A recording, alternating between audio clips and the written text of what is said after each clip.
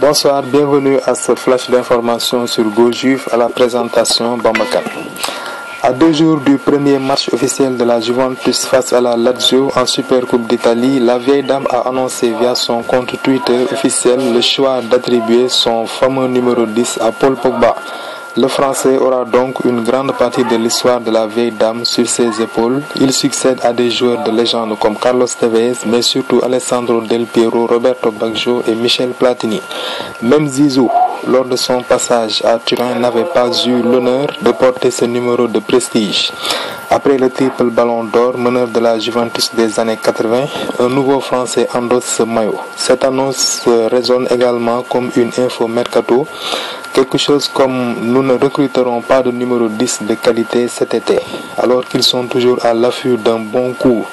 Pour compléter l'effectif, notamment suite à la blessure de Khedira, les négociations n'ont pas avancé d'un poil concernant leur recrue offensive qui joue entre les lignes, nous précisait Massimiliano Allegri. Draxler bloqué par Schalke, Götze pas convaincu de vouloir quitter le Bayern, Isco et Oscar désireux de rester dans leur club, la Juve changera peut-être sa stratégie lors de ces dernières semaines de mercato.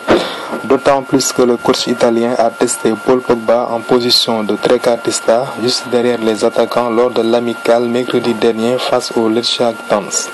Une solution pour l'avenir de l'équipe de France également, réponse dans les prochains mois. Cela fait déjà plusieurs semaines que les gestionnaires de la Juventus s'activent en coulisses afin de tenter de déloger Julian Draxler de Schalke 04. Les Bianconeri veulent clore ce dossier rapidement. Selon le Corriere dello Sport, les dirigeants allemands ne seraient plus aussi gourmands sur le plan financier. À la base, ils réclamaient un chèque d'environ 30 millions d'euros avant d'acter la vente de Julian Draxler. Mais désormais, les dirigeants du club de la Ruhr seraient enclins à le faire contre une indemnité de 20 millions d'euros. De l'autre côté des Alpes, la vieille dame serait prête à débourser 15 millions sans compter les bonus d'hiver. Autrement dit, les positions des deux parties concernées se rapprocheraient au fil du temps. Affaire à suivre.